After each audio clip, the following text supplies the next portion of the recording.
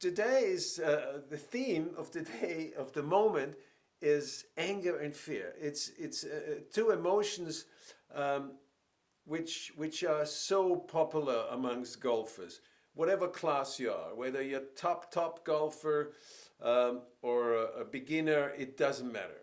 It's just on a different kind of level of showing.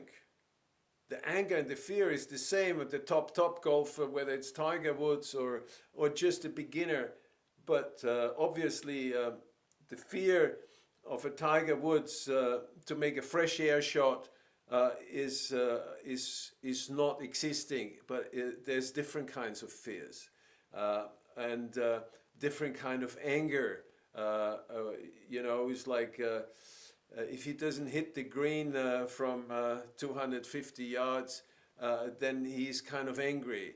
If you don't hit the green from 250 yards as a single handicapper, you might be okay with it. So we don't compare anyhow, but let's give everybody a chance to experience his own kind of anger and fear on the golf course and see the parallels of anger and fear in life. The golf course is just a beautiful screenshot we get in order to see the pattern happening all day and all night. And for me, learning with my master Osho about anger and fear didn't happen only on the golf course, maybe here and there. Yes, I don't remember any great situation to share with you, but when I was working as a general manager in former Czechoslovakia, I started off when it was still communist time, and I built up in a very short period, in 18 months, a whole chain of 13 casinos, and obviously with the local people involved and expatriates, and so we had a kind of a very colorful situation, and I was great with the team, but the contractors which kind of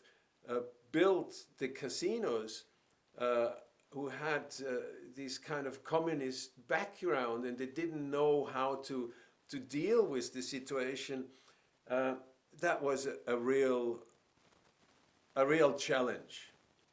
So, and these problems which arose continuously, day in, day out, because obviously it was a very stressy situation, often made me very angry and very loud, sometimes during, especially in the mornings when they came up for a meeting, I was screaming and shouting. I couldn't stand the kind of corruptive idea, and the kind of sleaziness. So I freaked out continuously, and also when we had a big board meeting and we needed some numbers, and the bookkeepers were kind of knitting along their pullovers. Yes, I was screaming and shouting a lot, and it was not. For me, being an old meditator, it wasn't a usual situation. It was something very uncommon for me. The corruption within my own race was so severe. When I approached my master about this, as I was ready to quit all due to my reactions, he just kind of laughed about it and told me to keep going. My judgment about getting angry and my own disillusion about myself as a meditator, vanished very quickly. He told me, the energy of anger is beautiful. You are alive. Anger is a positive energy. Fear is negative. Fear creates sadness, lethargy, and makes a person kind of imprisoned in his situation. He said, below fear is anger, and below anger is love. So I had a chance. One more step, big step. I myself noticed that before that I often preferred angry sportsmen, as they seem to me more real than some repressed proper ones. Now, I didn't say Germans, but you might be not so far off. Um, they tend, due to their conditioning and their historical situation, to be more proper. But this is very typical for the race and the culture. So I had a friend. He was a top tennis player of Austria for a decade or longer, and a very funny guy, quite a good golfer too. Uh, uh, and he approached me in front of a lot of people at the golf course. He said, "Yeah, he's got a job at the golf course to make them laugh because they always go laughing in the cellar." It's kind of translated from Austrian German, but it's typical. You will not, unless they get drunk, you will not see much laughter at the golf course or in the clubhouse until the beers are coming in. But it's a serious game. It's a very dead serious game, and it shouldn't be. So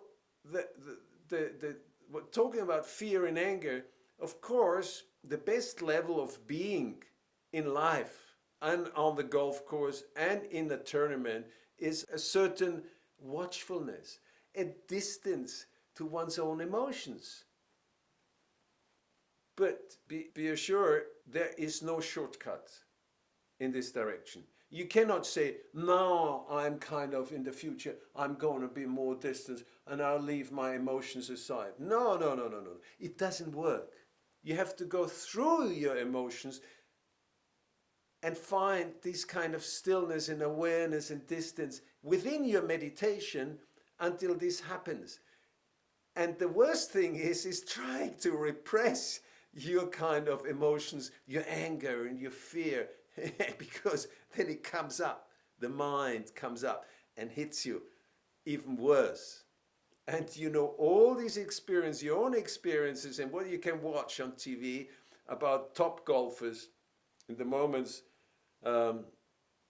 when they're well ahead, ready to win a big, big tournament, and then the fear kind of creeps out and takes over. So it's a long process of learning, and the beauty is the learning itself. It's not particularly the outcome that you reach that moment and that goal you have set.